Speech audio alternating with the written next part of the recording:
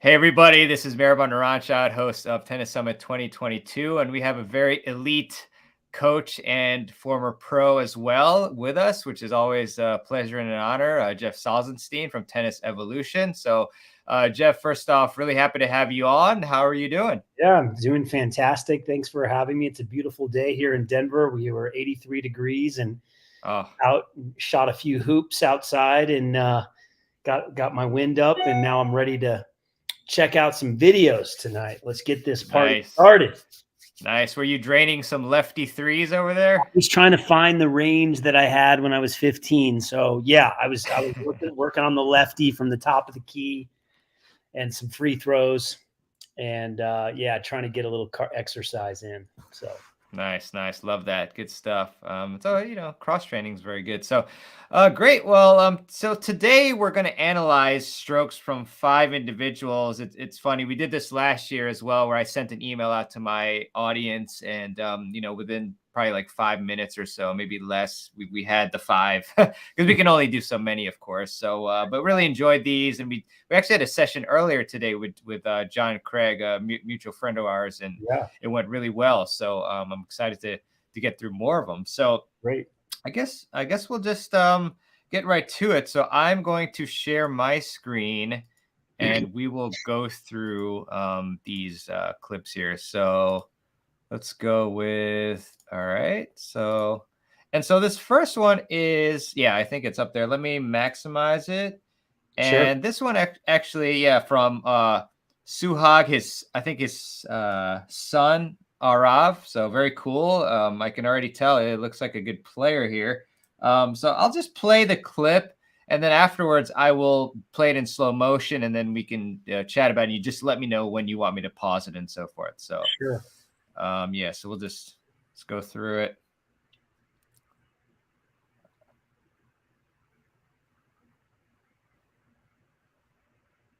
Looks great. Next clip. No. Yeah, I mean, it looks pretty good. Yeah.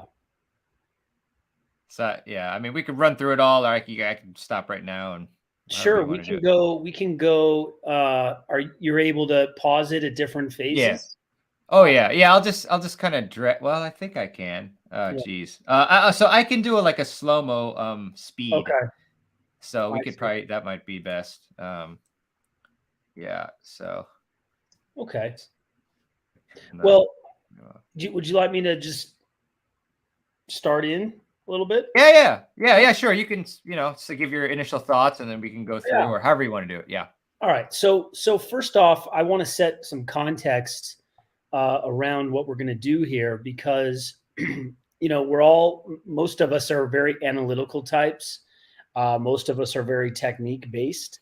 And one thing I want to point out when we analyze videos over at Tennis Evolution is it's really important to also have an external focus. So for example, having a target of where you want the ball to land, and also the type of shape that you want to give to the ball. And so just looking at isolated forehands without that context isn't the whole picture. And I think some people lose sight of that when they're focusing so much on technique.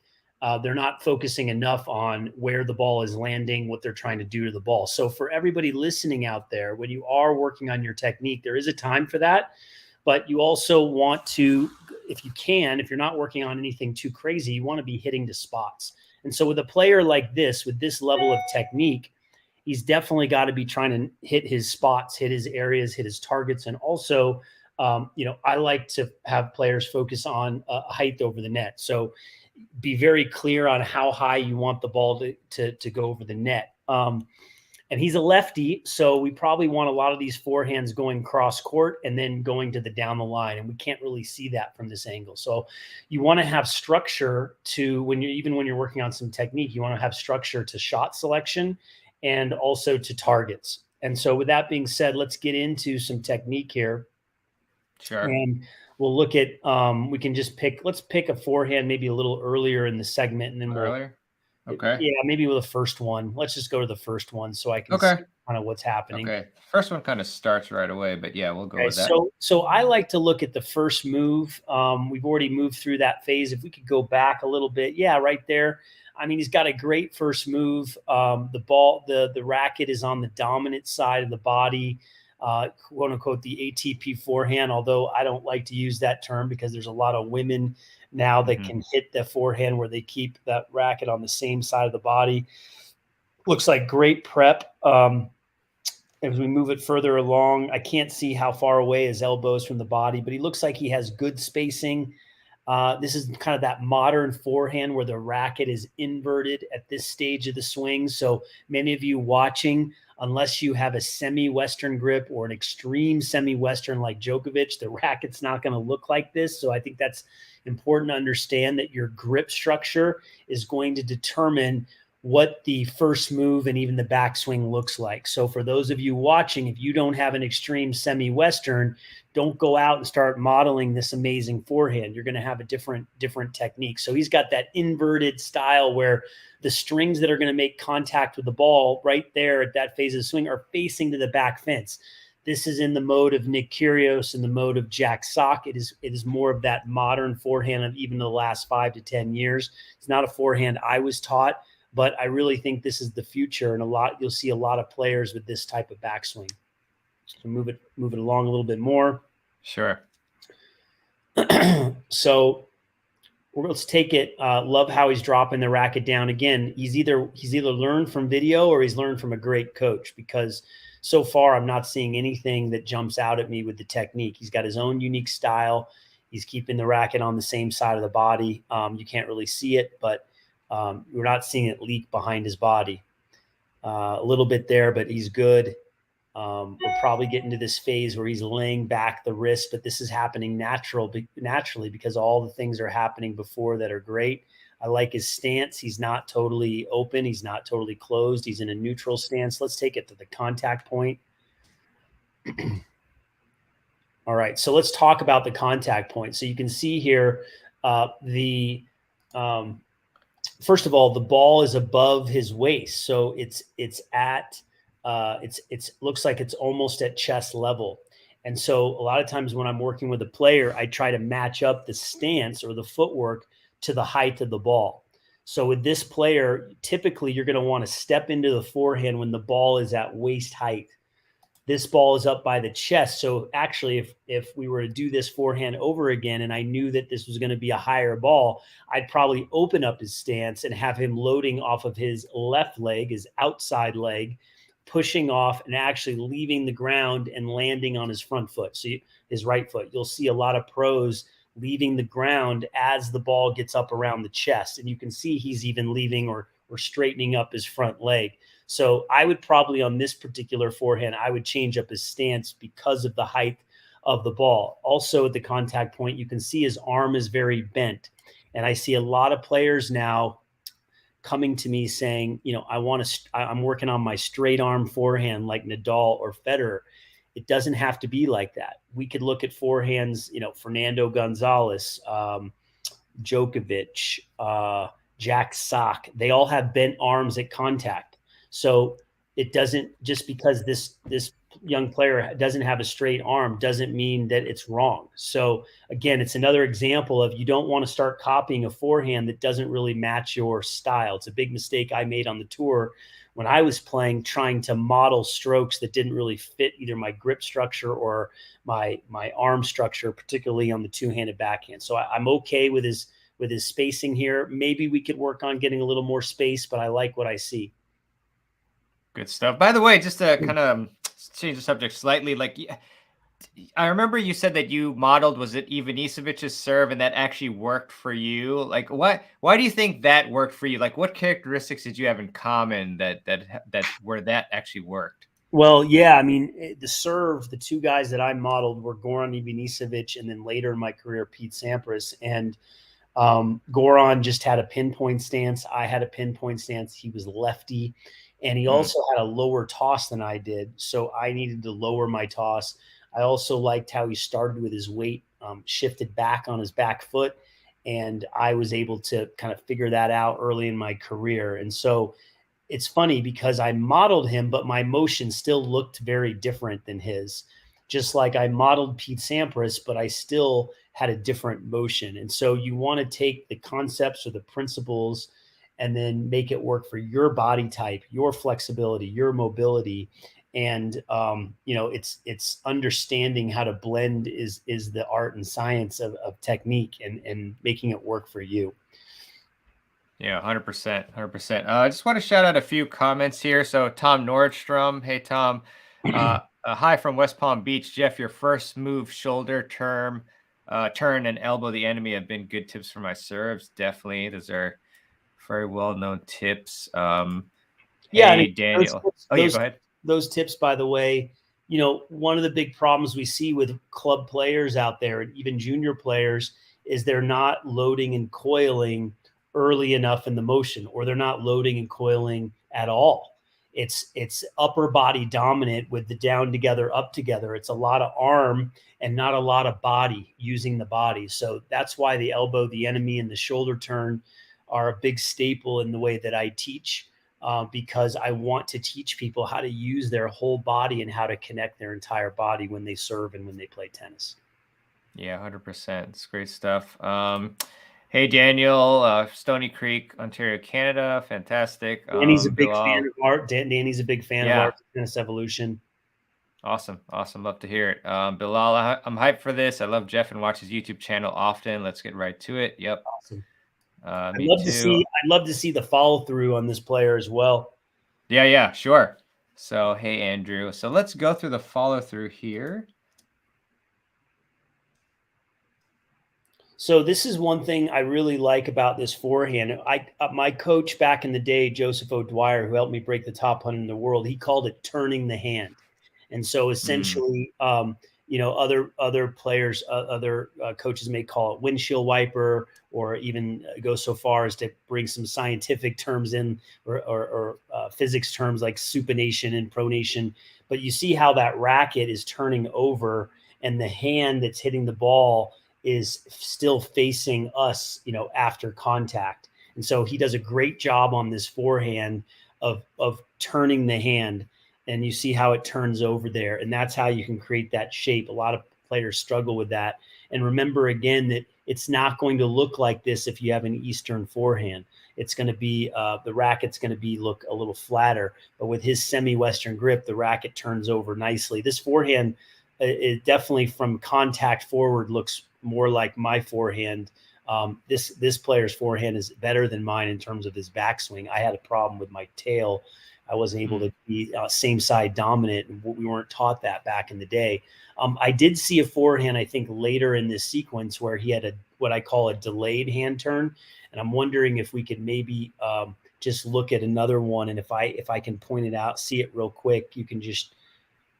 He does it there very nicely, so we'll go to the next one. I think it was that last one. Let's see. That one. Yeah, maybe it was that one right there.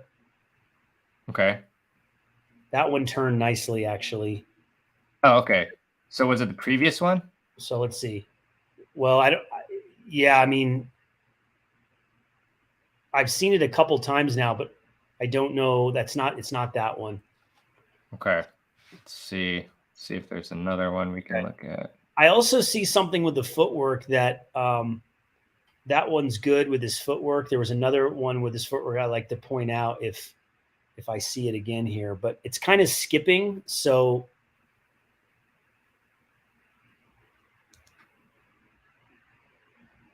but I like a lot of what I see with this forehand. So let's see that one, right? Let's look at that one. This one again? No, it's a different one. So I don't know. Maybe the way you're skipping through it, it looks like it's not turning, but it's then when you actually show it, it is. So I don't know. That one looks fine. So maybe it's good. I thought I saw one where it didn't turn the way I would want it to.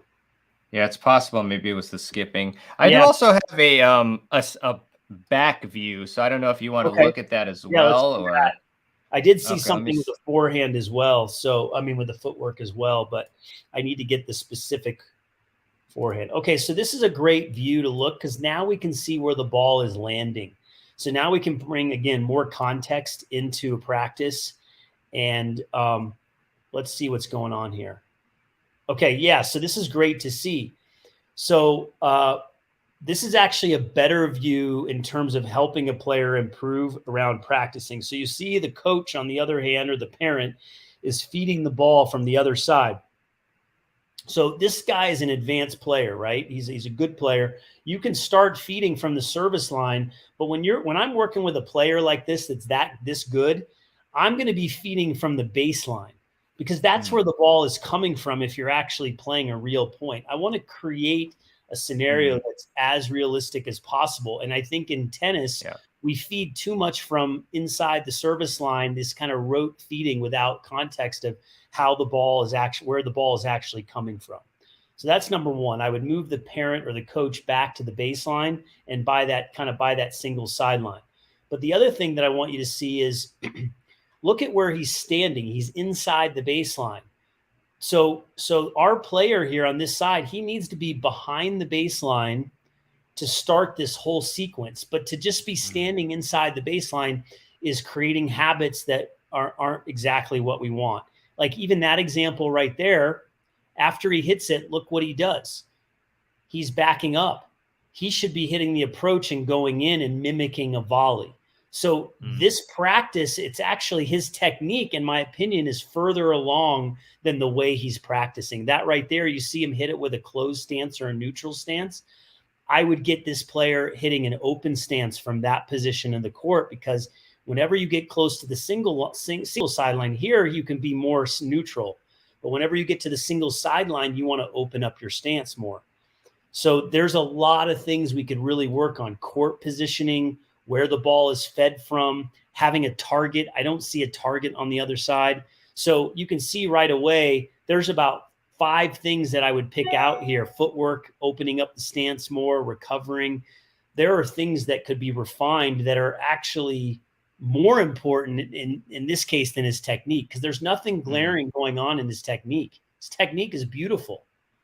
But mhm. I'm concerned that, like right there, he's hitting a forehand from no man's land. But if you were playing a point and hitting from no man's land, Maribon, with your forehand, what would you do?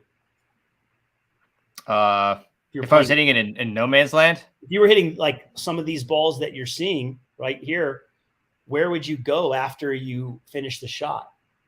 I mean, I would hit down the line and go to the net. You'd go in, right? And then if you did Yeah, decide to back up, you'd get your butt behind the baseline. You wouldn't yeah, yeah, stand 2 feet inside the baseline after your forehand. So there's yeah. some real opportunity here to start structuring this gentleman's practice in a Yeah. more detailed, a realistic way that should bring results. That last forehand there, the ball got high again. We'd like to open up his stance again, outside Mm, leg, jump in the air, land on the front foot. yeah, This yeah, a would lot be a of great perfect points. lift. This would be a perfect lift and land, come to the net. Let's see if he does it. So this is well, no, he started to, but then he stopped.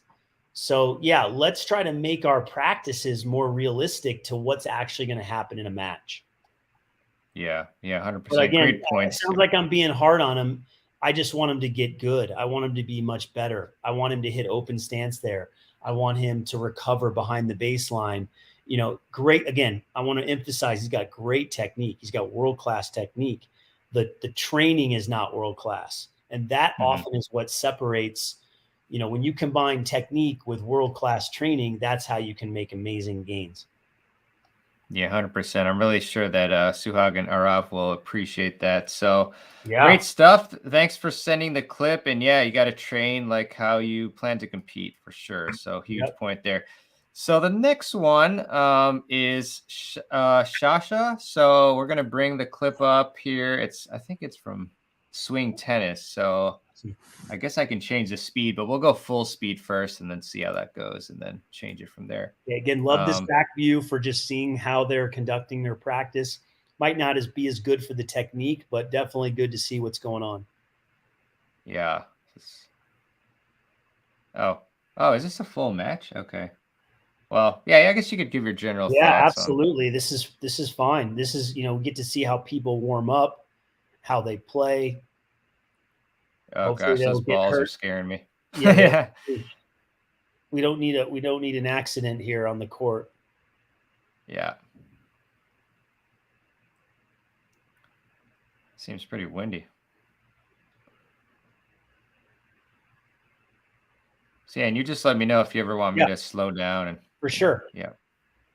Okay, so I see a classic thing going on with club players, and it's always surprising to me that people are surprised when I share this. So I don't know where you were when she kind of hit 2 or 3 balls in a row, but we'll kind of see. Are you at the beginning or are you I'm skipping? sort of in the I'm like a minute in. Well, I'm trying to go back a bit I because see. Okay.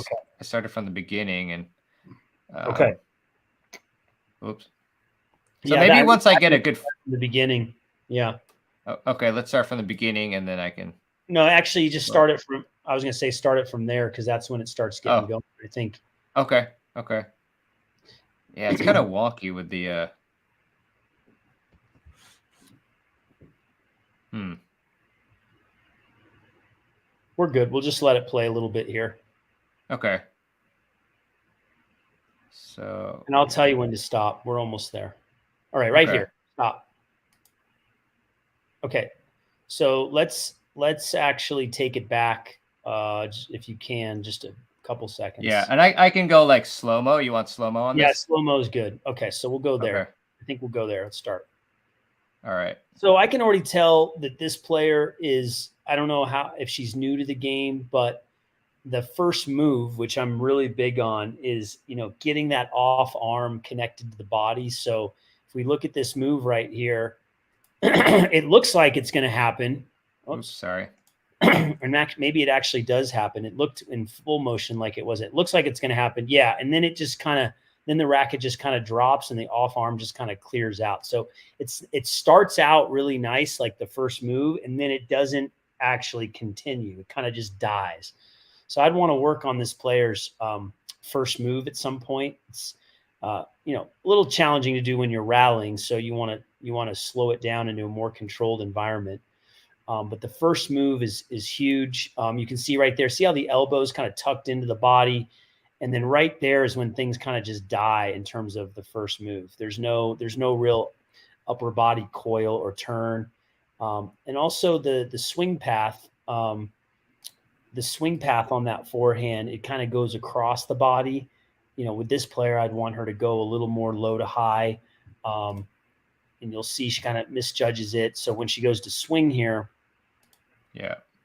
she's going to go from here and kind of flip over, right? And so it doesn't Yeah. really go very vertical. It's just a kind of a wrist move. So, this player definitely could use work on the technique. But the thing that I want to point out, if we keep kind of going forward, is more the court positioning. So I want to bring some things in just besides technique so we can look at the next forehand if we can forward it through. Okay, sure. Um, just kind of let it run at slow Yeah. motion. That's slow Yeah, motion. right Okay. here. Yeah, let her run at slow motion here. Okay, so notice again where she fed the balls. So she fed the ball inside the baseline, and then she backed up after. So I want my players again to train how they're going to. You don't want to feed the ball from inside the baseline. You want to feed the ball from, let's say, 2 to 3 feet behind the baseline, maybe 4 feet behind the baseline. So now she's standing on the baseline. Now, what's she going to do if the ball is hit high and deep? She's going to really have to back up. And so let's just keep forwarding it. Again, the racket path, not very vertical there. It doesn't really go up. It goes across. But look at how she recovered. See how she hit that ball if you're able to go back to that forehand. I don't know if you can find that one, but she actually hit the ball and then she moved up into the court, this is the point that I want to make. A lot of players are standing right on the baseline and then they have to back up to hit the ball. And then after they hit the ball, they actually move up to the baseline again. So their weight is going backwards. Like even that shot right there, her weight was going across and back. See right here, she's backing up as well. So right now she should stop right there, which she did. That was good. So she stopped. That's behind the baseline, but now she's on the baseline. I know it's kind of skipping a little bit here, so it might be Yeah. hard to track, but so right here she should stop, which she did. That's great. And then when she moves up to this ball, she's got to really move up to the ball. She has a tendency to let the ball drop. So there are things in here again that are more important, not necessarily more important than the technique, court position. You know, getting to the ball so that the ball is at the right height every time. And so those two tips, anyone watching right now should go out and be aware of their court position. They're actually able to move up to the ball to hit it instead of moving back a lot. And they should try to get the ball in the strike zone. Okay. See how she actually hit that last ball and she moved up again. There's definitely a lot of footwork stuff going on here. We're seeing a lot of balls kind of dropping in front of her. So she needs to work on the split step, of course, and the goal is to get every ball in the strike zone. A lot of these balls are being hit around the knees. We see this with club players where they let the ball drop a lot. So that's something that I would definitely see that ball dropped as well. Yeah, that dropped too. Almost every ball is dropping to her shoelaces. So yes, technique is going to be important for her, but really trying to get her feet in position every time would help. I think if we looked at her grip, I don't have a racket with me right now, but I'm big on the trigger finger. I don't know if she spreads her index finger because her hand looks a little stiff on the racket.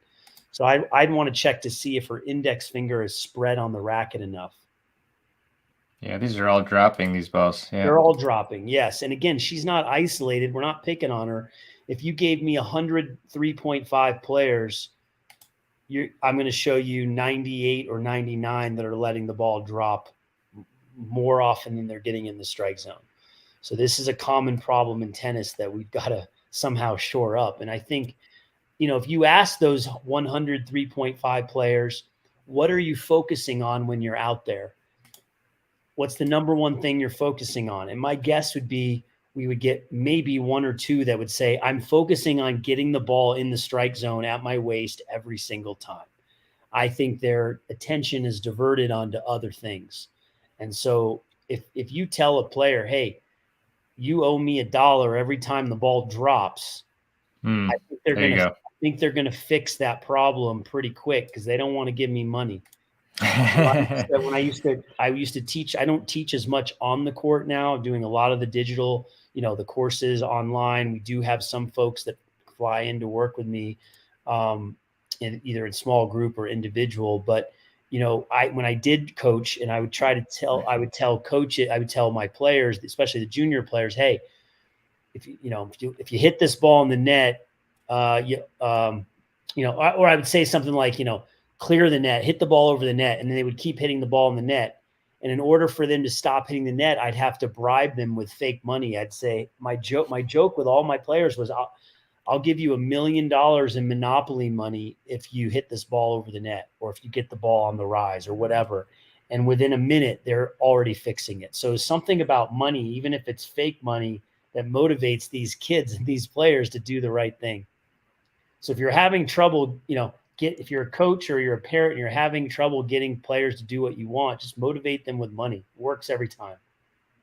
Yeah. Yeah, most definitely.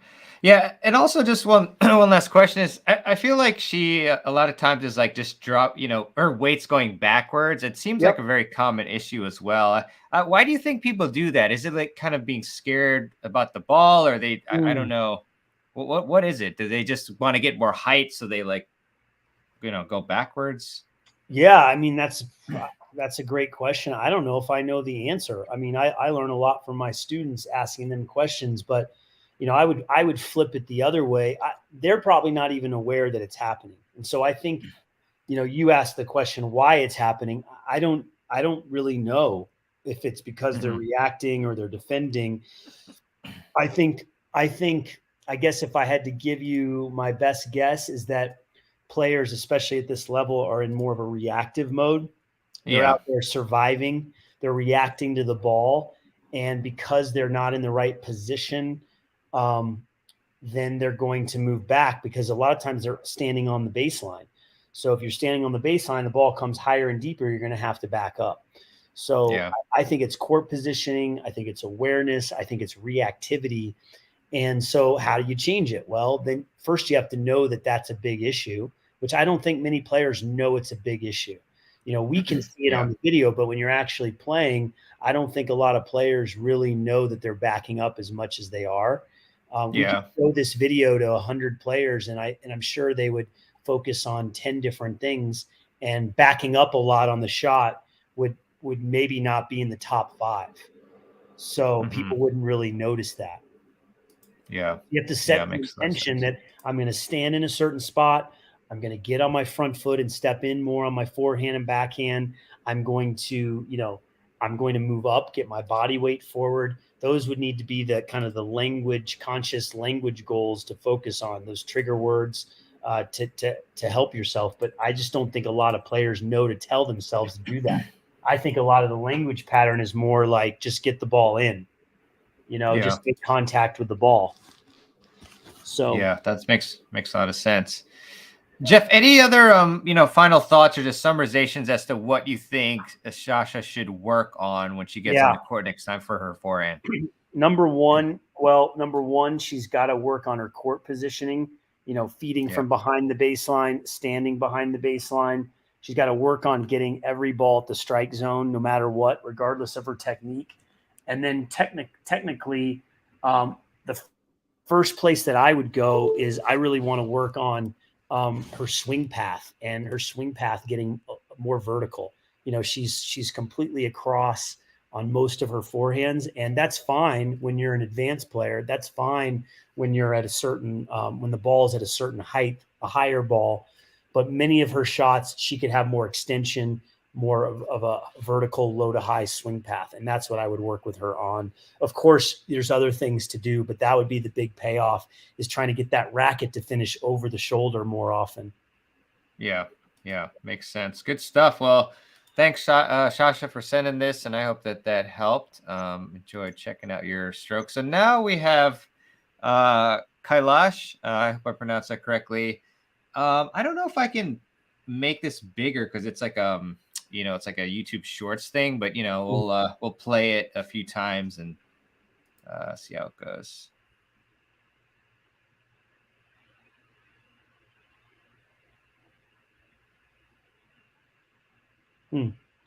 Yeah, tough for me to really dive in. Yeah, I can keep pausing it, by the If we way. Like, slow it down, I might see some stuff. yeah, I'm just gonna go like Are you as able slow as to I blow up that screen, or you can't do it with the can. like the whole Let's screen to cover us up? trying to see if I can zoom it. I mean, I can zoom That's here a bit. that's better. Yeah, that's better. Okay. Okay. Oops, what's going on here? It's just playing. Oops. Okay, here we go. I'm going to go slow on this one. Okay. Got a nice motion.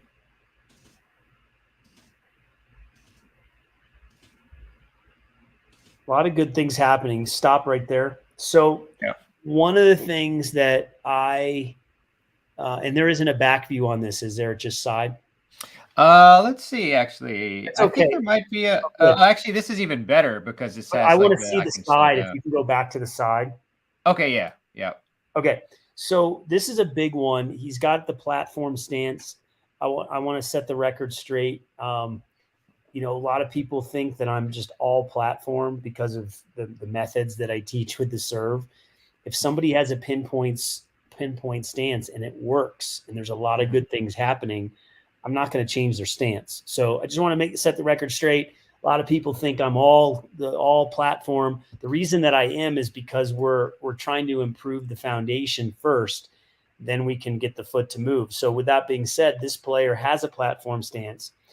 But what I want you to notice is the front foot is slightly tilted. So the toe is slightly tilted. It's not completely parallel to the baseline. And we got Peter Freeman chiming in. What's up, boys? How are you, What's Peter? up? But you see the back foot turned out. So you got the front foot diagonal a little bit, and then you got the back foot turned out. So I call it like a duck stance or a duck walk, right? Duck platform stance. And so what I'd like to see with this player, you have two choices. You either, especially in the ad court, you make the front foot more parallel and you keep that back foot turned out. And that's going to allow you to turn and coil. Turning that back foot out a la Pete Sampras allows you to load the back hip better and to turn and load and coil.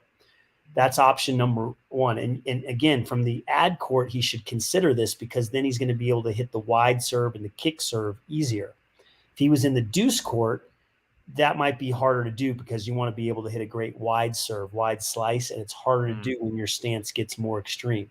The second option is to keep that front foot slightly diagonal and to make the back foot more parallel. So now we have a stance configuration that is less extreme, where you don't have the feet splayed out. So you have one foot like this and one foot like that instead of like that. So that would be I have that issue too.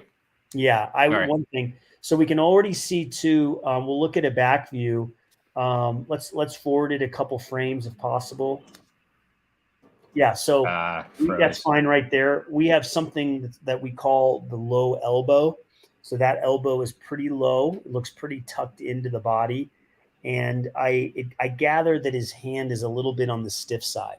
So I've got a lesson called the phone booth method, and it's kind of based off of Federer's serve. And if we were to show Federer side by side with this player, we would see a different structure with his elbow and with his racket. Federer's elbow would be higher and his racket would be in a higher position right there.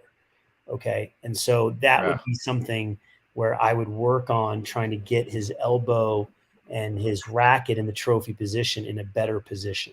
So we got two big cool things to work on. We have the stance adjustment, and then we have that trophy position with a higher elbow and a more relaxed wrist in this position.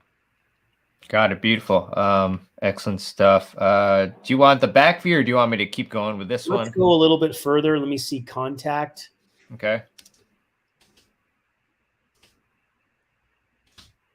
Pretty nice, though. Pretty nice. Contact looks good. It doesn't look like he has a lot of pronation on his serve, or at least on that particular serve. So we might want to look at how we can help him pronate for even more power, more zip on the serve. But overall, this serve is very high level. It's at the top, probably top 10, top 5% of serves that I see out there in terms of technique. So when I'm picking apart the stance and that low elbow, keep in mind that I'm just being very detailed, that he's in a really good spot to make those couple of those improvements. And there are targeted drills that you can do to actually improve in that area. So yeah, let's look at a back view now. We'll actually see, this is where we'll really see some things with the coil, because I couldn't see it from the side. So just after I told him how great his serve is, watch out. See, yeah. So I couldn't see the coil. There is no coil. So right there, that's an issue. Okay. So, and there's a little more on the ad side, but still, if we could pause it kind of in the first move going into the trophy position, if we compared that to Roger Federer, it would look very different. So a little bit further, yeah, there's no turn. You see how the elbow and the shoulder are in line with the head? That's the elbow the enemy that I want him to learn how to elbow the enemy. So he's got a stance that's set up to turn, but he doesn't turn. And again, that could be a physical limitation. So you have to do an assessment. You're familiar, Maribon, that I'm affiliated with Racket Fit. You have to do an assessment to find out if the spine can actually rotate, if the ankles have the mobility, if the hips have the mobility to be able to turn. So sometimes players have their technique the way that they do because of the limitations they have in their body from just doing life for 40, 50, 60, 70 years. So we would want to work on his first move, getting more rotation, getting more turn up into that trophy position. Let's look at his racket drop. My guess is that he might not have as good a racket drop as I'm hoping. So let's see what happens here. Yeah, so he has something called the high hand. So if you pause it right there, you can see that his hand is higher than his elbow. So that's the racket drop position. A lot of people email me and say, my racket drop, I don't have a good racket drop. Well, what could be causing that? Tension in the hand. It could be squeezing too tight. But really, ultimately, the biggest culprit, also, if you don't have a a Continental Grip. If you have a forehand grip, you're going to have a high hand. This player does have a Continental Grip. But what I want you to notice here is I want you to look at the front side of his body. I want you to look at his chest. And his chest at this stage of the swing is not very open. So it's pretty vertical. And so if we see the best players in the world, they're able to open their chest up, and you'll see a rounded structure on the front side of the body. And that's what allows the hand to drop behind the body more. And we see more players, again, in their 40s, 50s, 60s, and 70s. They've lost the ability to open up their chest at this phase of the swing so that they have that high hand. So we got to work on expanding that rib cage, doing a lot of mid-back or thoracic mobility drills to open up the spine. And that is totally overlooked because, this talented player can go out on the court and train his serve for the next 5 years. But if he doesn't change his mobility in his spine and his hips, he's going to be limited in how much he can improve his technique. Good stuff. Good stuff. Yeah, this is great. Hey there. Glad you like the summit. Excellent. So any other, I guess takeaways or anything like that before we go on to the next person? I would just summarize by saying play around with the stance to maybe get that front foot more parallel in the ad court. Work on, there's a kick serve right there. Work on that load and coil, the elbow, the enemy, clearing the elbow from the body, getting more turn, and then work on getting that elbow in a better position. Okay, that would be the first three things. And you'll notice the 3 tips that I gave, everything's happening before contact. If we were to ask 100 3.5 to 4.5 players, I would say 50% or more would say it's my toss that's a problem with my serve. And that may be one of the culprits, an inconsistent toss. But what I find is when I look at someone serving, I see these characteristics that I've pointed out. You actually might be in more of a forehand grip now that I look at it. But I see these characteristics where they could improve their ability to turn. They can improve their ability to load. They can improve their ability to do these different technical things and things with their body that, to me, and oftentimes is more important than the toss. So just want to point out that it's not always just the toss, that a lot of times it's the technique. Another thing I'll add, and I should have mentioned at the beginning around context, there's a time to work on technique, and then there's a time to work on your targets. And so I always tell my players when they send me videos, where are your targets? You got to get targets down on the court and see if you can hit your targets. Can you hit 5 out of 10? Can you hit 6 out of 10, 7 out of 10, 8 out of 10? When you hit second serves, can you hit 9 or 10 out of 10? Because you got to challenge yourself in a pressure environment, create some pressure even in practice to see if you can hit 6 out of 10 first serves in. Yeah, definitely. Appreciate that. Great stuff. I know I'm skipping around with the questions, but Peter, great question from Peter. Have you ever met a great server, Jeff, that has bad throwing mechanics? It's a great question. First of all, I don't really have a lot of players where I just see if they can throw or not. I just get right into the serve. I probably should. I can't think of anyone offhand, but I'm pretty confident that, and again, we're talking different levels of serves. I'm pretty confident there are guys in college tennis that have good serves that, or even maybe pro tennis, maybe from Europe, that have good serves that can't throw a ball. In fact, I actually saw a video recently from Carousel, Tennis HQ.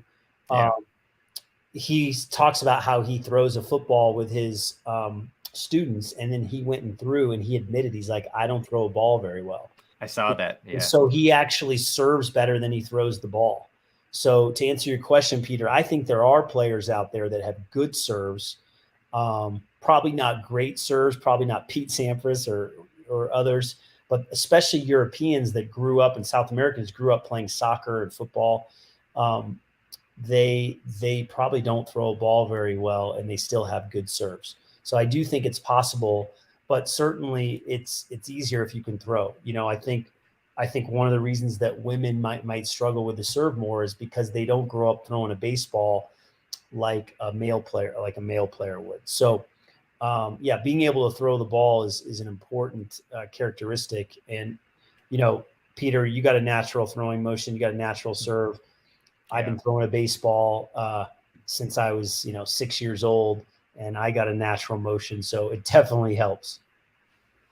Awesome. And just some feedback from Dr. Kailash. There we go. Oh, sorry. This is going to be the next clip. Okay, interesting. That was actually a comment from the good doc there. Oh, yeah, that's right. Did I mix up whose clips I put up here? He said he had a Continental Grip, because I questioned it in the very last clip. Yeah. That's right. Excellent. Yeah, great to have you on here. Nice picture, Doctor, as well. So good stuff. Great. Well, thanks for sending in your clip there. This was fun. A great one to analyze. Yeah, and Dr. Kalish, check out your thoracic mobility. So not just your shoulder flexibility and torque, but check out your thoracic mobility, your ability to rotate, and also your ability to rotate your spine independent of your hips. So you need to be able to rotate. It's called disassociation, your ability to turn your upper body against your lower body. It's a common term in golf. We bring it to tennis, especially for the serve. Well, all the strokes, but especially for the serve. Yeah, brilliant stuff. Already excellent presentation, learning a lot. Greatly appreciated. Awesome. Pete, love elbow the enemy. Yep, great tip and visual. Bruce, while I bring up the next clip from Tree, Bruce asked, "Can you tell us about Racket Fit?" So I really like Racket Fit, so go for it. Yeah, and one thing, let me just comment on the elbow. So okay. I'm a big believer that if you have an inefficient technique, one of the ways to change it is to exaggerate the opposite thing. So in the case of the low elbow, we see a lot of players try to show it here with a low elbow, and the racket opens up like this early. And so with elbow the enemy, what we're trying to do is we're taking the low elbow and the arm, which would be, which would be perpendicular to the ground. So that's when the racket face kind of opens early on a serve. Elbow the enemy, the idea is you're elbowing someone behind you like this. And when I do that, now the racket face stays closed longer, okay? And it's almost the opposite movement, right? So you're here with the low elbow, and now we're going here. So players that want to work on it, they need to feel like their palm is almost facing down to the ground and their arm is parallel to the ground instead of perpendicular. And that's a complete rewiring of how the body and the nervous system works. So that's one reason why the visual helps, because you're basically doing the opposite of the inefficient way of having a low elbow. And I was actually got a message from a new coach, who's a high school coach in girls tennis. And she was just messaged me the other day and said, "Jeff, you wouldn't believe it." Because now she kind of has the eye for like kind of the way we teach the serve. She went to a tournament and she said every female player on these high school teams, every single person had a low elbow except for one. So that's an issue when again, going back to Peter's comment about throwing a ball, that's an issue when 15 and 16-year-old girls that are playing high school tennis, 99% of them have low elbows. And when I see players, adult players, a good portion have low elbows. So I think we should go on a low elbow crusade and see if we can come up with drills and ways to learn the serve. And maybe it is throwing the ball more, but where the elbow's in a better, healthier position. Yeah, great stuff. Thanks, Jeff. That feeds into Racket Fit. So Racket Fit is a fascinating concept. It comes from golf, and Dr. Greg Rose, who's a prominent chiropractor back in the day in your neck of the woods, Maribon, he was in the DC area, and he built this amazing coaching practice, a chiropractic practice helping golfers. And he met the CEO of Titleist, and he helped Titleist CEO's son and basically said, hey, let's open a performance center. And they did this 20 years ago out in San Diego, and they started doing research for golfers to get them healthy. And so Greg and his colleagues designed a functional movement screen, and they designed a screen to help identify the mobility and stability in the joints of golfers and how it impacted their golf swing. And about 5 years ago, Dr. Rose found me, and I was speaking at a conference, and he said, would you like to come on and be one of our consultants and our technical instructor? And so we launched Racket Fit several years ago in tennis, mimicking what they're doing successfully in golf. And the whole idea is to understand that your technique is dependent on what your body can do. And so for so long, we've been just trying to change technique without really understanding what our body can do. And so that's what we try to do, is help people make that body serve connection, or that body tennis connection. Most of you watching this right now, if we were to assess you, we would find limitations in the ankle. We'd find limitations in the hips and in the spine and in the shoulder and the forearm and the wrist. When you find those limitations, then you can provide exercises along with the technical adjustments to create a full developmental plan to help someone upgrade their performance. Yeah, it's a wonderful organization. I really enjoyed going to the seminar there as well. So yeah, I think we should be good. I don't know if you wanted to look at this view, but I think we probably got all we needed from those other views. But yeah, overall nice serve there, Doctor, and keep up the good work. Yeah, he's got a great serve, and the cool thing is that he could still jump another level or two with a couple of things that we've mentioned today. Yeah, 100%. So great job. So now let's see who we have. We have Tree. So Tree's video. Yeah, I think that's the one. So we'll take a look here at normal speed, and then we'll go back in slow-mo.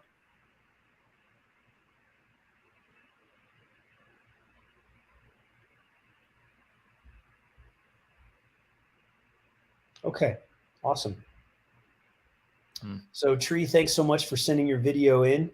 A couple things, suggestions I'd like to make. Number one, when you film the video, see if you can get it directly behind you. We'll be able to see the angle better. Directly behind, and then of course on the side is great. Looking at this serve, I can see that he's in what we would call a half serve position, or I call a half serve position, where the racket is already up. I have a drill called the half serve drill, where I put players in a position similar to this. So I'd want to tweak this position where the racket is actually more on the right side of the body. He's kind of got the racket behind his body, so that he can teach himself to turn as he tosses the ball. Also, I'm not convinced, again, that this is a Continental Grip. It looks like, based on the racket configuration, that we would want to look to see if it's truly a Continental Grip. If you struggle with a Continental Grip, I recommend a tool called the Grip MD. A friend of mine developed it with his partner. But if we start the motion here, again, most players are going to say, yeah, that's a Continental Grip. But then when I actually get on the court with him, I see that it's more like an Eastern forehand. So it's not quite Continental, is my guess. Forward this a little bit. So the stance is pretty extreme. You can see that back foot slid back to the left pretty far. With that grip configuration, I think it would be tough to, have that stance. It's almost like the stance doesn't really match the grip. But let's see what happens from here. So as he tosses the ball, one big thing I want you to see is there's two big things. If we can go back to the actual toss, I want you to notice what he does with his legs. And let's actually play a game with your viewers. What happens to his legs as he releases the ball, especially his back leg? What does it do? Or even maybe a better question is, what does his body do? Does it go down or does it go up as he releases the ball? Let's see what people type in. Does it go down? Does his body go down, or does it go up as he Let me releases the take a ball? look. Take a look at the comments. All right, I guess I'll read them. Yeah, we've got up, got get stiff, up, up. Good. Hey, So, Lee, I see you, Lee. I know we've been coordinating to possibly get together, so hopefully we'll get to meet. Yeah. nice. So here's the good news. We got coaches here watching. They start to understand what to look for. His body is straightening up as he releases the ball.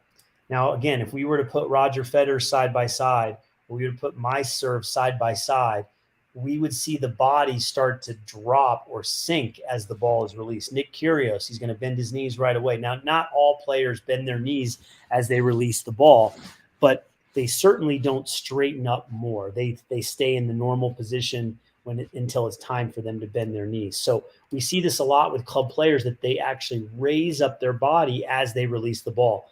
So it's the reverse of what you want to do. The other thing you'll notice is there's really no shoulder turn. So even though he's got this extreme stance, a la John McEnroe or Pete Sampras, he's not rotating his shoulders as he releases the ball. So it's almost like he's not able to really use his stance to his advantage. He just reaches he just kind of brings the arms up, and then he turns a little bit as he goes up. But you see how the racket face opens as he gets back to the trophy position right there. He's open. He should be closed right there. So when I say closed, again, it's that elbow, the enemy. It should look more like this instead of, instead of The wrist back. yeah. So he's opening early in his motion.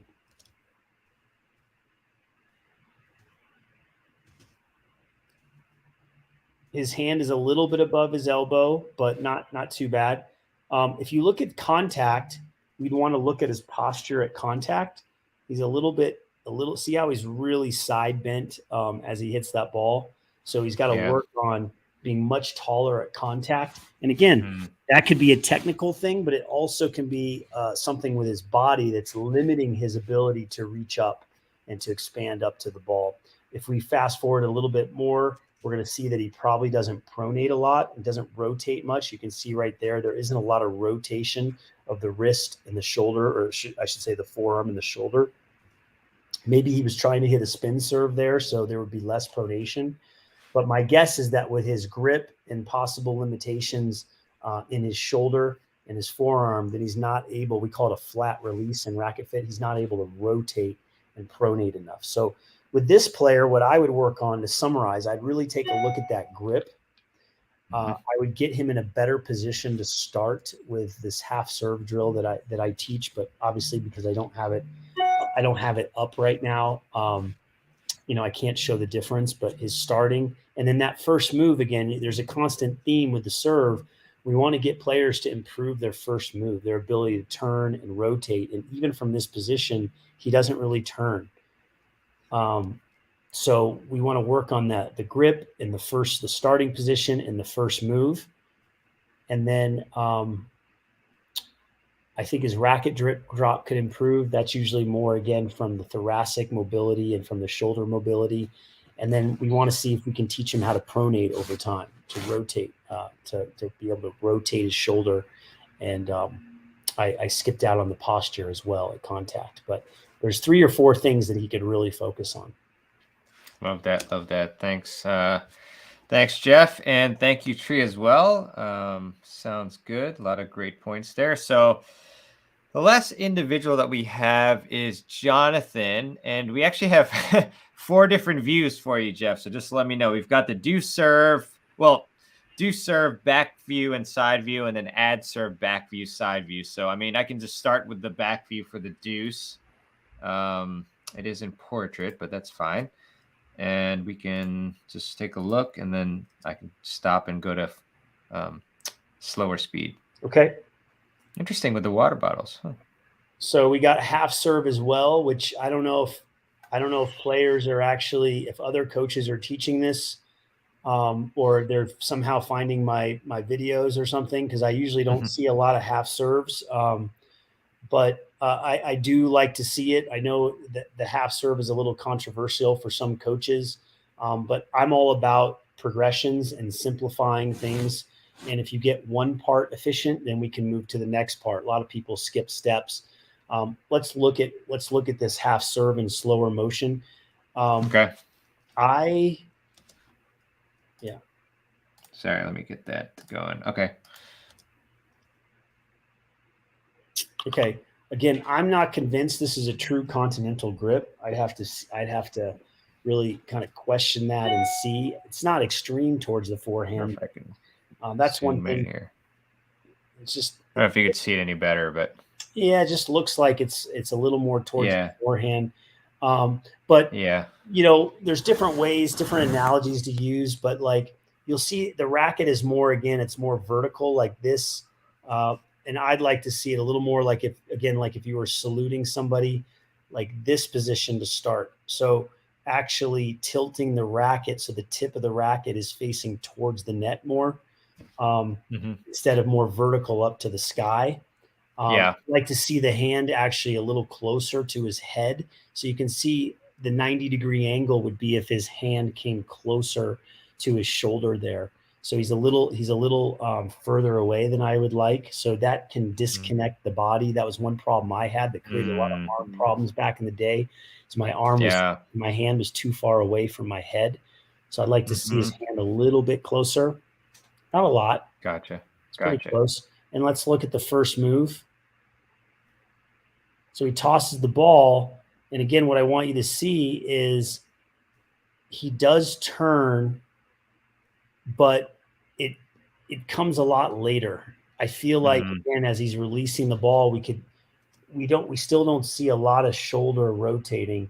And all that tells me is, I think, one, we've got to, as coaches, somehow do a better job of kind of teaching this principle. If we believe in it, if you don't believe in it as a coach, you don't have to teach it. But I think a lot of players actually just struggle physically to be able to coil and being able to turn. And that's one reason why we see these kind of consistent moves. Again, I don't think this is a continental grip. So I would start there with the grip MD. I would right there, stop. I feel like he should be more turned. Okay. He should be more turned right there. And also, if you look at his spine, he does something what we call an S posture. So he's got a little bit of a curve in his low back there, and the butt's kind of sticking back. And actually, in the serve, it's more like a wall squat where you slide down the wall and your spine is more neutral. And so he's not quite setting his pelvis in a great position, and so that requires some neuromuscular development and understanding where the pelvis and the hips are supposed to be in space. But he's got this S posture and he doesn't really coil. A lot of times S posture can come from tight hip flexors. So you want to take a look at loosening those hip flexors and then being able to tilt the pelvis forward, pushing the pelvis forward a little bit on the serve here. Gotcha. I can't really see his feet. Maybe we'll see it from another angle, but can't really see probably his stance. But even as he drops down there, it just looks like he's got a lot of curve in his low back there. It doesn't look like he's in the continental grip. He's in more of a forehand grip. Although he does get his hand below the elbow in the racket drop. That's impressive. Now at contact, that's an issue right there, right? So you see the arm is bent. He's got a very low contact and it's outside his hitting zone. So he's got to really work on reaching up above his shoulder and extending more, almost retraining his ability to reach up to the ball. You can see there, it looks like the arm is even more bent. So, with some targeted coaching, I don't know how long this player has been playing, but with some targeted coaching and focus, I think he can make a lot of gains because he does do some things well. He does get turned at the end of the motion. His motion is pretty quick, which I like. But just getting his arm and reaching up more and extending up more to the ball would really help him a lot. But honestly, I would start with that grip. You can't really do a lot at the highest level or look like the pros until you get your Continental Grip sorted. Yeah. What's the Sorry, Jeff. What is the allowable range of the Continental? Like, can you turn it a little bit one way or the other? Like, is there some sort of range? Of Yeah. course, yeah, you can turn it Yeah. towards backhand. You can turn it towards forehand. Again, I would want a player to actually be more towards the backhand on a Continental Grip, because then it forces them to keep the racket on edge. It forces them to learn spin. It forces them to learn top spin. Most everyone is gravitating towards forehand on the grip. Yeah. So it's that exaggeration principle of getting it more towards the backhand side. 100%. Yeah, that helped me a lot, actually. Good stuff. So, I mean, we have other views. I don't know. Yeah, let's check out Sorry, a different what? angle. Yeah, let's check out a different angle, because I think we're going to see something with the If I can blow toss. this up. I need to blow this up a bit.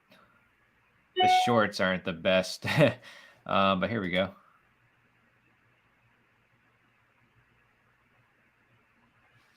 Yeah, again, the motion is actually pretty good. Let's slow it down here. So again, remember when I was talking about how I want the racket angled more?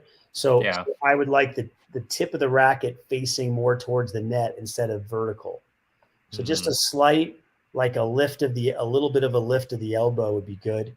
The tossing arm looks a little, go ahead.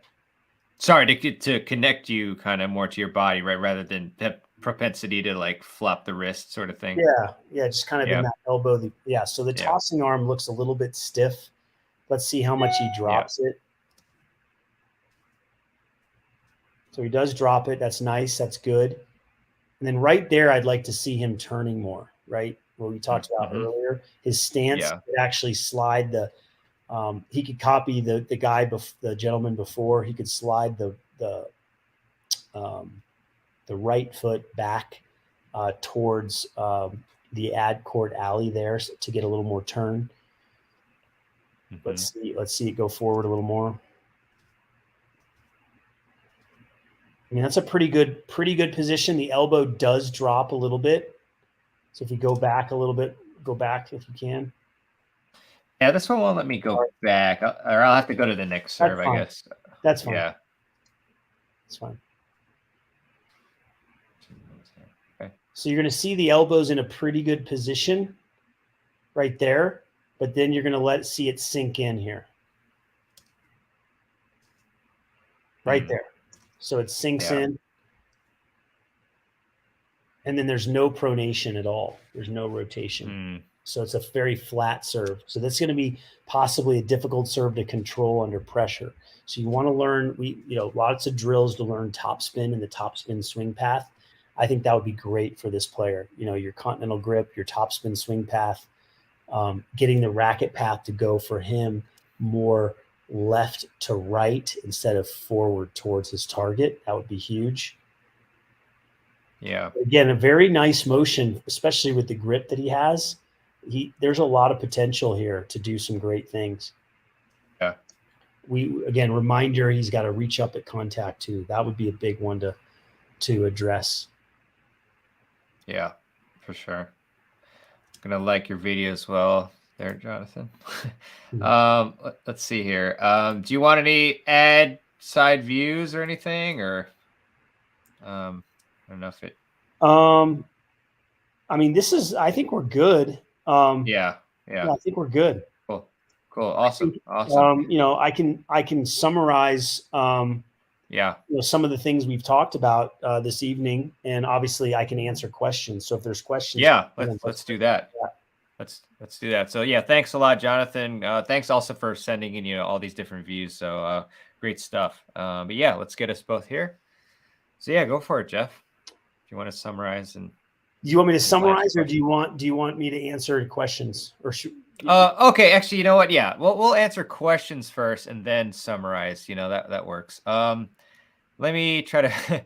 We have a lot of comments here, so and some. Yeah, so Dario, your serve fragmentation drills are of great help. Good pieces of advice to keep in mind. Love to see that. Bilal Tennis. I feel like my take back with a semi-Western grip doesn't look like that during my take back. Is that the next gen take back I hear so much about? Looks easier to get the lag. Yeah. Yeah, that's exactly right. And if you have a semi-Western, you don't have to invert it like we talked about. So it's just style. Again, you have to find what works for you. Um, and, sometimes, players want to tinker and make big changes when their grip is fine and their take back is fine. That's not the thing they should be focusing on. I think that's the hardest thing for tennis players is to know what to focus on to get the quickest results and stay on the right path. I think people veer off onto different tangents. I've been guilty of it. Still trying to learn how to be on the right path, but being a player, you have blind spots. You can't really see it. You haven't really explored it enough. So you're in many ways you're guessing. So, without seeing this forehand, I don't know, but you can definitely experiment with that kind of inverted take back and see if it helps. Yeah, great stuff. Christopher, follow up, Jeff. Why do you want to be in a more open stance when you're near the singles sideline? Yeah. So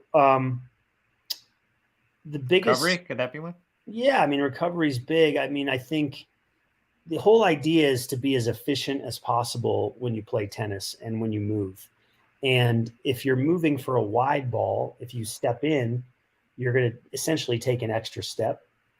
And then you're also going to have to square up afterwards. So it's more effort, it's more steps. Again, it doesn't mean you have to do it. Typically, when we see players step in when they run across and they're dealing with a wide ball, they actually kind of block themselves. You'll see even guys like Alexander Zverev, who sometimes his forehand goes out on him. I notice he steps in on these balls that are out wide. When if we looked at Pete Sampras and Roger Federer on the wide ball by the singles sideline, we would never see them step in. They're always open stance on it. So, efficiency is my first answer. But then my second answer is I'm a big proponent of modeling the best. And if the best players in the world are open stance in specific areas of the court, I'm going to model that because there must be a reason for it. Sure, there's ways that we could probably say, well, maybe we could make it better. But it's hard to argue with guys like Federer and Sampras and others and Djokovic who have taken the game to the stratosphere. You want to model the best. And that's my second answer. And I'm going to stick with it. And I'm going to go with it. And I'm going to keep teaching it because I'm like, hey, let's watch the pros. Let's see if we can model their footwork and make it work for you. Yeah, 100%. Let's see. Pat, hi from NorCal. Hi to you. Alexei, Jeff, thank you so much for your activity. I've been following you since about 2011, and I've improved my technique significantly thanks to your lessons. So fantastic. Love to hear that.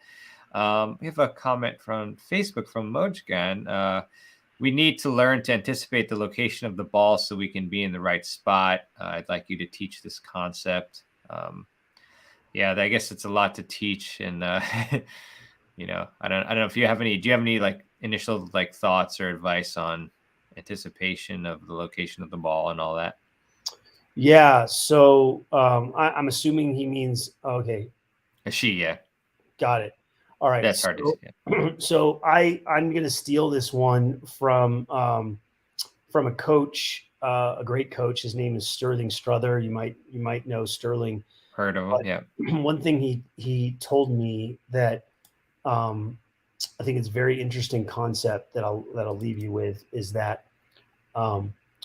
you want to track the ball when it's coming to you, and then when the ball is going away from you, you want to track your opponent.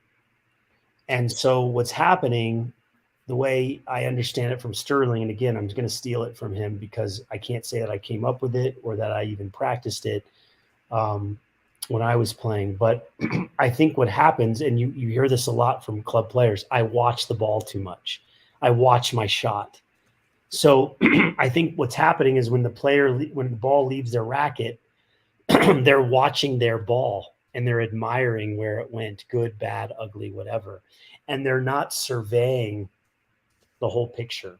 They don't have like an open an open focus on their opponent, where they're standing, the entire court. So I would describe it as more of an open focus of the whole environment, and specifically the player on the other side. Where are they standing? How are they preparing? Does it look like they're going to get on their front foot? Are they backing up? But I think people are fixated on the ball too much. And so being able to change your focus from the ball, you watching the ball come to you, and then taking your intention off the ball.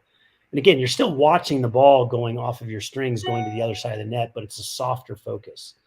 So that would be one answer that I would give, is to see if you can track the ball coming to you, and then track your opponent and the surroundings more when it goes away from you.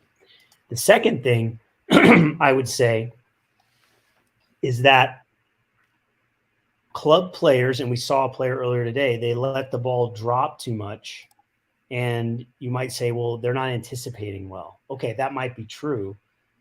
But what if for 1 month you set the intention that not one ball was ever going to drop, that every single ball you're going to get at your strike zone? So instead of focusing on reading the ball or anticipation, just make it the side goal or the side door objective to no ball drops. Every ball gets in my strike zone. And I'm going to work on that skill. And I would imagine that if someone was that intentional about it, they would start to get to the ball quicker, or pick up the ball more. Another concept would be never let the ball bounce twice. I think a lot of players, when they're practicing, they just watch the ball. They don't move with enough urgency. If you see the pros practicing hard, they move with a greater sense of urgency than most club players. So I feel like you should start with those concepts, urgency, never let the ball bounce twice. Even if a ball is out, you run for the ball and you try to get to it. That will help your speed. That will help you read the ball. People are kind of lazy. I mean, I'm lazy too. You stand flat-footed and hit the ball, right? But it really takes a lot of work to get to every ball in the strike zone. It takes a lot of work to go run for the balls that are out. If someone mishits a ball short in front of you, a lot of players just let it drop 3 times. Run up to it like it's your life depended on it, and then you start to train yourself to react. You train yourself to react to the ball. Yeah, I love that. Great thoughts here. Suhag, hi Jeff and Mirabon. Thanks for analyzing our ups forehand videos. No problem. It was all Jeff. So let's see. Crunch time coaching. If you did an assessment on me, you would tell me to stop playing tennis. Oh, come on. Stop being so funny. Pete, you play very well. Let's see what else we got here. There's a lot of comments on the strokes at the time. I would want to know what I would want to know from Coach Freeman is I'd want him to send us videos of each forehand that he's modeling.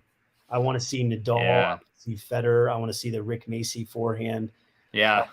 I want to see the Nadal Salzy buggy whip special. Like, let's see how he can pull it off, because it seems like he pulled it off pretty well. Yeah, that was really cool. And he went on, he took lessons from a lot of coaches like yourself, and then worked on his forehand. Let's see. Recently, he also modeled these guys, so it was pretty cool to see. Awesome. Love that. Federico Delbonis has an extreme serve movement. He does. Let's see. Daniel, I'd love to hear Jeff's analysis of. Oh, okay. I'd love to hear your analysis of Delbonis' serve. You have any thoughts on Delbonis' serve? I haven't seen it. I mean, I could pull it up real quick while you're asking another question. Sure. Yeah, just let's see what else we got. When we record ourselves with a single phone, which view is most useful? From directly behind, looking down the center line, from the right alley, looking down the baseline? Something else? Thanks, from John. Yeah, the back view is great, especially on the serve, and also to see, again, how they're practicing.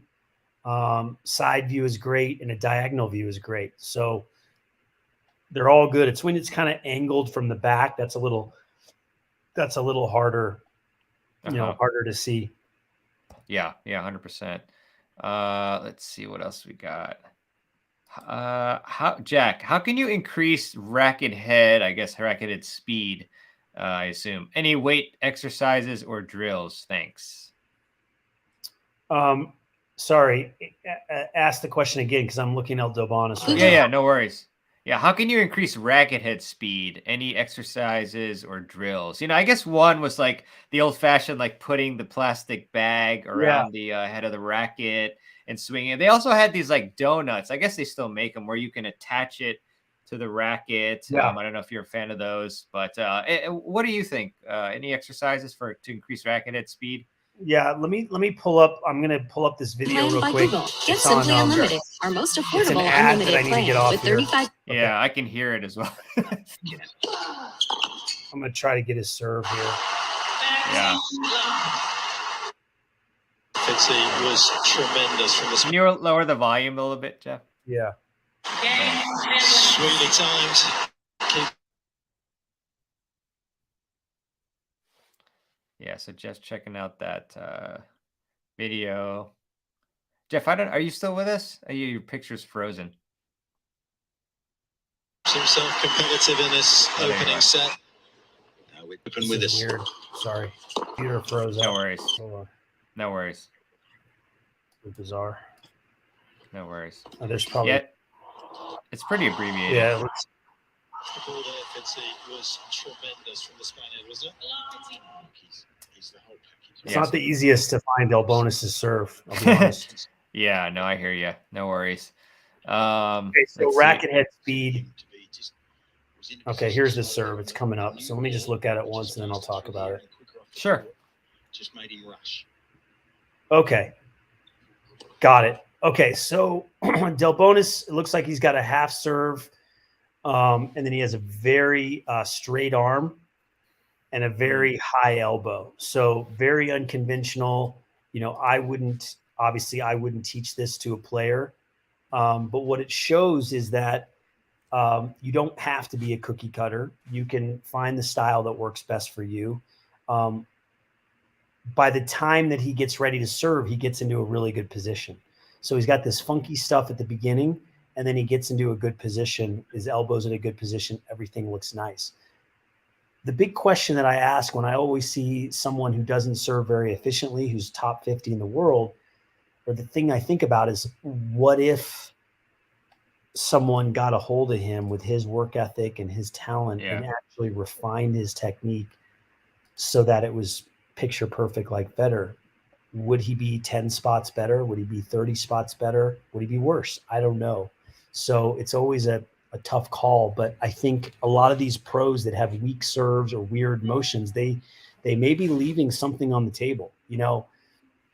It's interesting that I don't find a lot of top pros are willing to change their serve because they were successful. But on the golf tour, there's a lot of golfers that change their swing.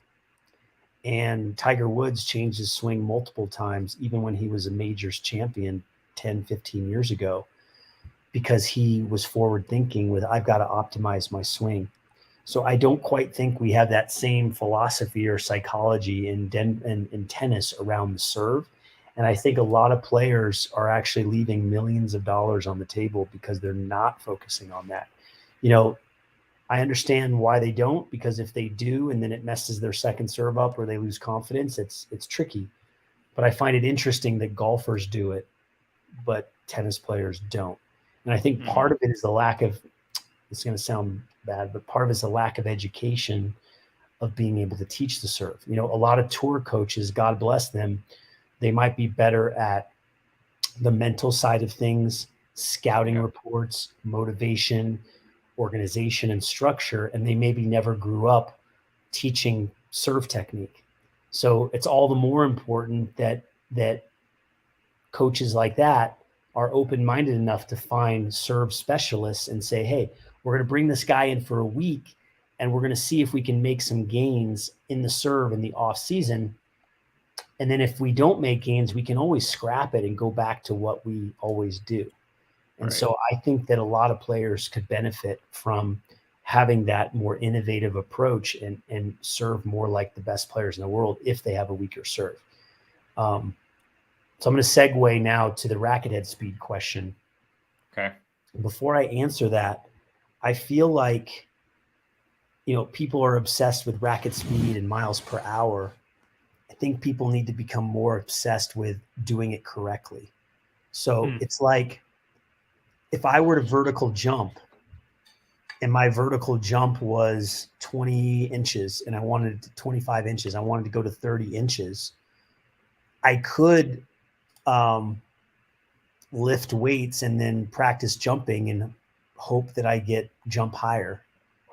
Or I could actually maybe strengthen my feet or make my hip more mobile or stretch my hip flexors or get my hip more stable or whatever. But I feel like it's almost like people want to go 70 miles an hour before they work on their foundation in order to hit the ball faster. So if we were to look at a lot of these players' serves that say, I want to serve faster, I want more racket head speed, we'd see a lot of technical things that are breaking down. So that's my first answer, is maybe you should focus more on ball control and proper technique, because when you get that down, then the speed, the racket head speed actually just happens. It starts to happen when you do things correctly. The chain is in the right place. The organization is there. The structure of the serve is there. But I don't think many people think of it like that. They think, I just want to hit it faster, and how do I get my racket head speed? Right. My second answer is, to your point, the weighted racket. There's a device called, they have it in golf, Super Speed. There's a Super Speed. Yeah. It's a weighted racket. You can swing it and it can improve your racket head speed. So that would be the first place I would look at, the Super Speed rackets, where you swing it 10 minutes 3 times a week to improve your racket head speed. You have 3 levels of weighted rackets. You have a light, medium, and heavy, and you contrast that, and that can possibly improve your swing speed. Perfect. Thanks for that, Jeff. Let's go down a bit more. Is the jump during the serve mainly to make it so you're hitting downward more and easier to land in? If so, would it be beneficial at all to work on raw jump height like basketball players do? Yeah, Interesting. I was a pretty big jumper for a tennis player, and I bent my knees a lot when I served. But I think being able to jump higher can certainly help. But what you want to consider, there's 2 things you want to consider. If you're really putting a lot of effort into jumping high, and you have to do that over and over again for 3 sets, it can fatigue you out. Also, if you were to jump 3 feet in the air to serve, it also takes time to come down and land and recover. So I think there's a happy medium between the height of your jump and the ability to recover and be on balance. Just jumping high in order to serve down on the serve for the sake of that it could be challenging, because you're maybe off balance or you're not able to come out of the serve and recover.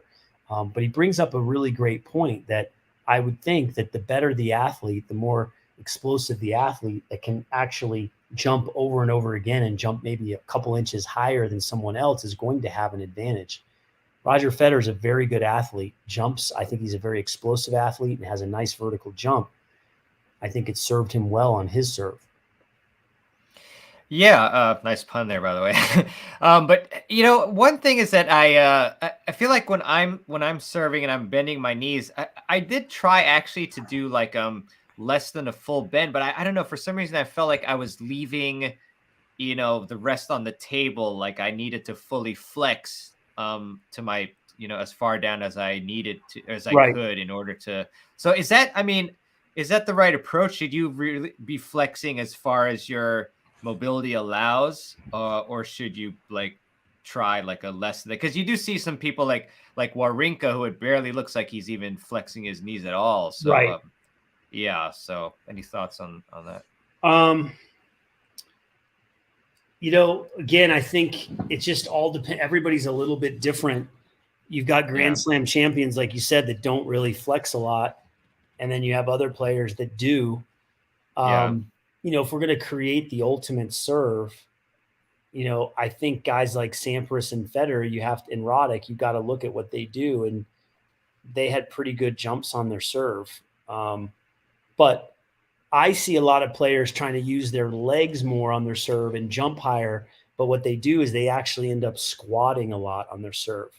And the serve, it's not about squatting. It's about loading the body correctly and actually getting the hips underneath the body. If you squat like in a vertical jump, squat down, your butt's going to actually go back. But in a serve, you don't see the butt go back. It actually stays in line like you're sliding down a wall, which makes it, when you get into that position, it's more difficult to explode off of the ground from that position versus sitting your butt back. Yeah, 100%, 100%. Jeff, I know we've been going for a while, so you probably have to go pretty soon. So I'll try to cut it short. But yeah, Tom, as is mentioning an exercise that I learned at Racket Fit Right. here. Great one. So that's an excellent one. John, oh no, I'm sorry. We already asked that. Jeff, virtually everybody claims that golf instruction is so above and beyond tennis instruction. Why is this? It's fascinating. I think, and I've talked with Dr. Rose about this, Dr. Greg. Yeah. I think, number one, for many years, I think they're changing it. It's been relatively easy to get a certification in tennis. And I think golf has been more rigorous in getting, the PGA professional certification. I think that golf by nature has been much more video based, video focused, and players are more obsessed with the golf swing. Honestly, I think golfers are more obsessed with performance than tennis players. Obviously, the players on this tennis summit are competitive and they love performance, but I don't think they're the players watching the tennis summit are necessarily the bigger group of people playing tennis who are basically playing because they just want to enjoy time with their friends. They want the camaraderie, they want the fun, and they're not really thinking about analyzing their serve or their ground strokes. They're just going out for their weekly doubles match and they love it, right? And in golf, I'm sure that's the case for a lot of golfers, but I think there's a lot of golfers that really want to perfect their golf swing. I don't hear a lot of tennis players saying, I want to perfect my serve. It's so I think that's an issue that golfers want to perfect their golf swing, and it's so video based, and tennis players don't. And again, I think it goes back to coaching.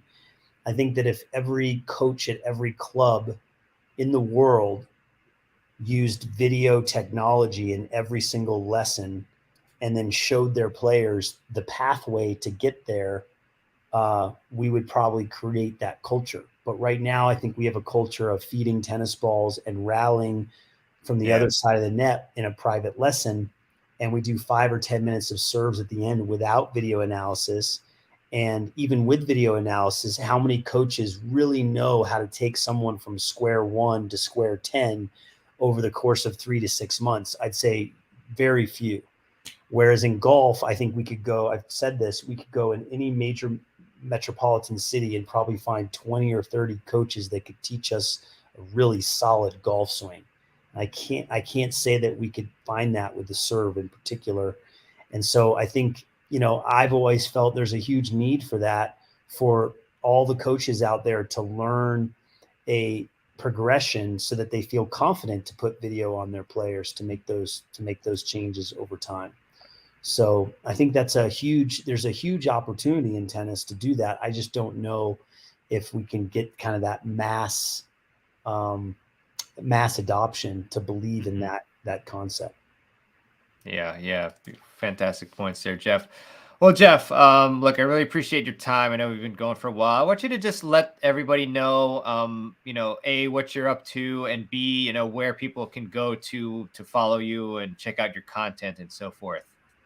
Sure. So tennisevolution.com. I think you'll probably be leaving a link underneath my video where I gave the 7 power links. If what I talked about today intrigues you, if it interests you, obviously you can go to my website.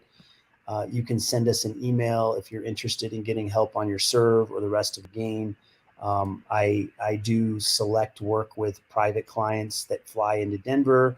I do select groups. I don't really advertise it. It's kind of as needed, or people will email me and ask, and then we see if we can come up with something. One of the things I'm really excited about, Maribon, that I want to announce is, you and I did an interview a couple of years ago on the mental side of the game. And I'm actually working with a private client right now. And I had forgotten about this interview. I mean, I didn't forget it. I knew we did it, but I had forgotten about, the content, things I said. It just came out, just poured out of me. And she told me last week, she's like, it's like the best interview I've ever heard. Like, and she said that you might have even said it was one of the best interviews, but you're being very kind. I did. But she re-listens to it to help her with her mental game. And so wow, I think what gets lost in translation is that I am proficient at teaching the serve. I've studied it. I've studied technique. But what I'm really passionate about is helping people change their minds and change their mindset and actually live a more fulfilled life on and off the tennis court. And so I'm really stepping into this now. I've been running Tennis Evolution for many years, but I'm stepping into kind of this deeper calling, if you will. Going to get a little bit soulful or spiritual with you guys right now. But the next chapter for me is to step into this type of coaching, and it's going to look more like performance coaching, executive coaching. I'm currently working with an executive here in Denver that runs a large wealth management firm, and it has nothing to do with tennis. We talk a lot about my experiences as a pro athlete and as a coach and how it relates to what he's doing as a CEO of a company. And so I just want to announce that, because I know there's a lot of successful people listening to this, high achievers, people that love tennis, that have also achieved great things in their lives. And so I am growing my coaching practice around executive coaching outside of tennis, bringing the lessons of tennis into it. So I just want to put it out there to the universe and put it out there to everyone.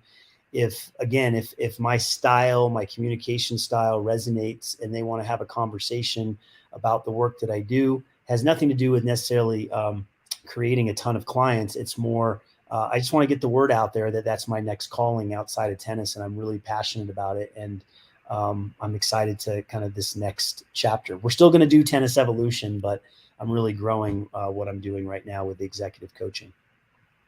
Love to hear that. That's fantastic, Jeff. And, obviously we can hop on a call anytime and, let people know about it via the podcast again. But yeah, that was great to hear. And congrats on the new chapter, if you will, although you have been, already just giving out a lot of great information. And I remember, you talking about your brother during that interview as well. And it was really cool. Yeah. So great stuff, Jeff. Well, I also just want to encourage everybody that if they enjoyed this presentation, if they've enjoyed all of these sessions and want to get lifetime access to it for just a one-time fee of $97. And if you want to support Jeff, I've put his link here. So if you go through that, then you will help support Jeff and Tennis Evolution, and you'll get lifetime access to this presentation and all the other 40 plus ones as well. So definitely check that out if you're interested. But besides that, Jeff, I just want to say thanks a lot for all your instruction today. Went for quite a while, so I do appreciate your time. And everybody, please check out the links below this video as well, and contact Jeff and check out his stuff, because it's definitely top quality. So, thanks everybody for watching this one, and really appreciate it. And thank you, Jeff. And I'll see you again soon. Thanks, everybody. Have a great night. Thanks. You too. Take care.